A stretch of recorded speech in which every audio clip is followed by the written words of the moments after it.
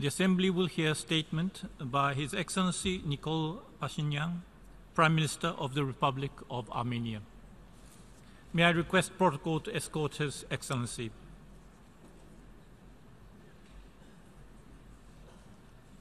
I have great pleasure in welcoming the Prime Minister of the Republic of Armenia.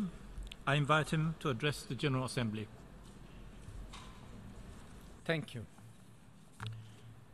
Distinguished President of the General Assembly, Excellencies, ladies and gentlemen. First of all, I would like to congratulate Her Excellency Maria Fernanda Espinosa Garce upon her elections as a President of the 73rd session of the General Assembly and wish us fruitful deliberations under her able leadership. Ladies and gentlemen, it is a great honor to address you as a leader who has recently become the Prime Minister of Armenia as a result of People's Revolution, which is now known as the Armenian Velvet Revolution. I would like to take a minute to share the story of our victory over the authoritarian rule. The people of Armenia succeeded in unpredicted and unprecedented revolution without any violence, any victims, or public disorder. And it was not coincident. Our intention was to make a revolution of love and solidarity. From the very beginning, we declared that we ruled out any violence. We declared that even if violence was used against us, we would not respond with violence. We declared that our response would be with raised and open hands, smile and love.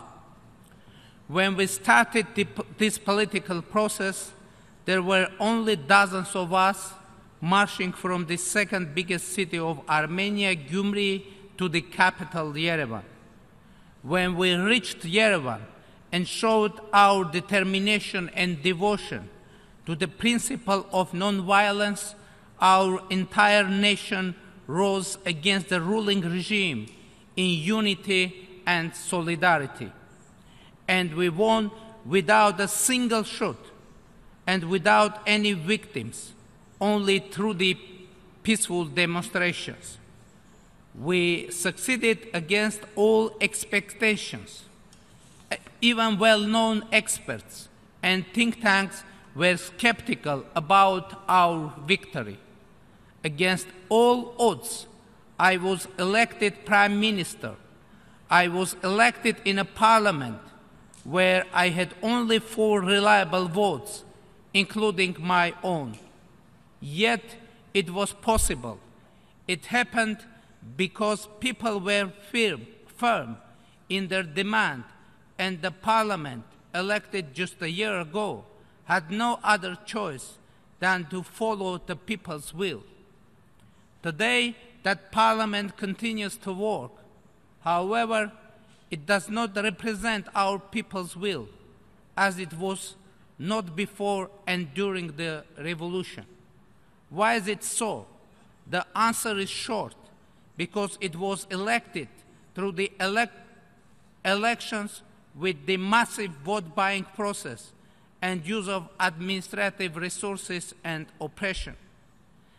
An important text for holding genuinely free and fair and competitive elections was the Yerevan City Council elections, which took place just before my departure to New York. The fact that all the main parties for the first time since Armenian independence congratulated the winning candidate and nobody questioned the official results of the elections speaks about the establishment of a completely new political culture in Armenia. In the same spirit, we are now getting ready for snap parliamentary elections in Armenia. Free, fair, and transparent elections will become an irreversible reality in Armenia, and will bring strong and vibrant democratic institutions that functioning system of checks and balances. Protecting our citizens' rights and ensuring freedom of speech, expression and assembly is very high on our government's agenda. From now on, there will be no possibility to manipulate the electoral process and undermine the trust of people.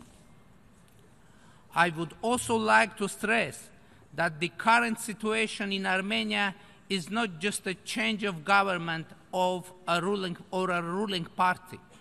It is an establishment of a new political and governance system, which we name People's Direct Rule and People's Direct Governance. In order to institutionalize this system, we intend to guarantee expression of the people's will not only through elections, but also through local and national referenda to engage our people into the decision-making process. Having been a political prisoner myself, I do understand how significant it is to be able to speak out and decide your own future. Having assumed the responsibility, our team has a clear vision and strong political will to launch fundamental reforms aimed at eradicating corruption, creating transparent, accountable, and efficient governance, safeguarding human rights and the rule of law, ensuring independence of judiciary, and advancing economic growth through a free and competitive business environment and a favorable atmosphere for investment. Mr. President, despite the radical transformation in the internal political life, our foreign policy agenda does not have U-turns. The continuity of Armenia's foreign policy depicts Armenia as a predictable and reliable partner. Our international commitments are not subject to revision. Our position is clear. Armenia stands ready to have a constructive dialogue and cooperation with all partners. However, we do not intend to develop our relations with one partner at the expense of the another. We underline the role of multilateralism on global and regional levels. Armenia's cooperation under the umbrella of the United Nations is both comprehensive and vibrant.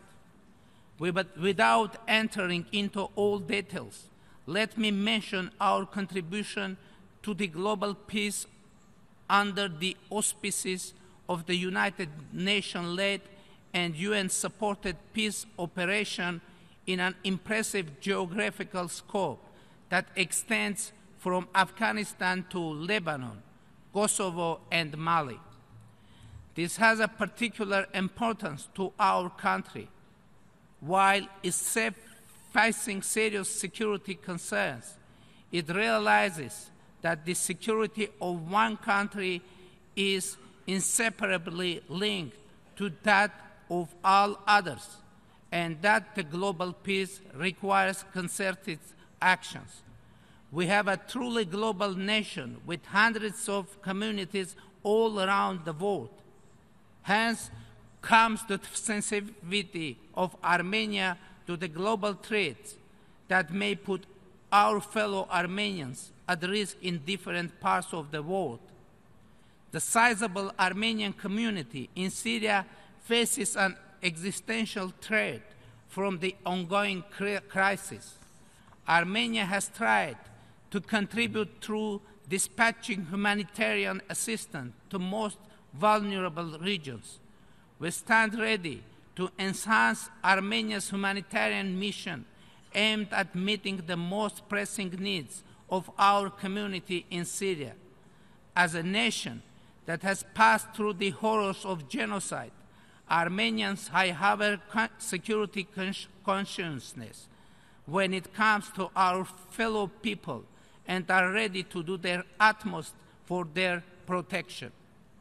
Mr. President, the peaceful resolution of the Nagorno-Karabakh conflict continues to prevail our foreign policy agenda. The status and security of the Republic of Artsakh is an absolute priority of the Republic of Armenia in the negotiation process. Any attempt to resolve the conflict through military means represents a direct threat to the regional security, democracy, and human rights. Armenia will continue its constructive engagement in the peaceful resolution of the conflict within the format of the OSCE Minsk Group co-chairs, which has the only internationally recognized mandate to deal with the conflict. Azerbaijan should change its behavior of disrespect towards the negotiations and abandon the idea of any military solution and implement all the previous agreements.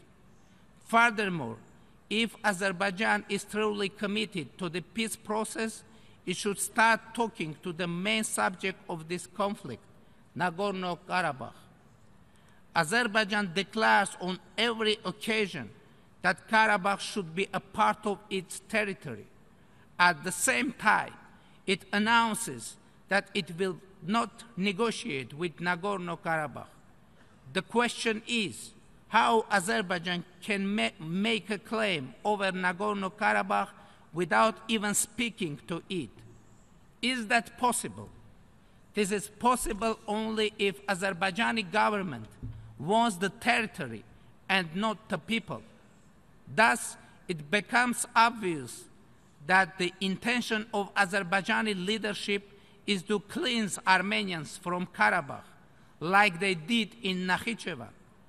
It is entitled Nagorno-Karabakh to make the argument that to be a part of Azerbaijan for Karabakh means to be totally exterminated. Hence, Karabakh must not be a part of Azerbaijan unless one wants to trigger a new genocide of Armenian people. Summing up, let me reiterate.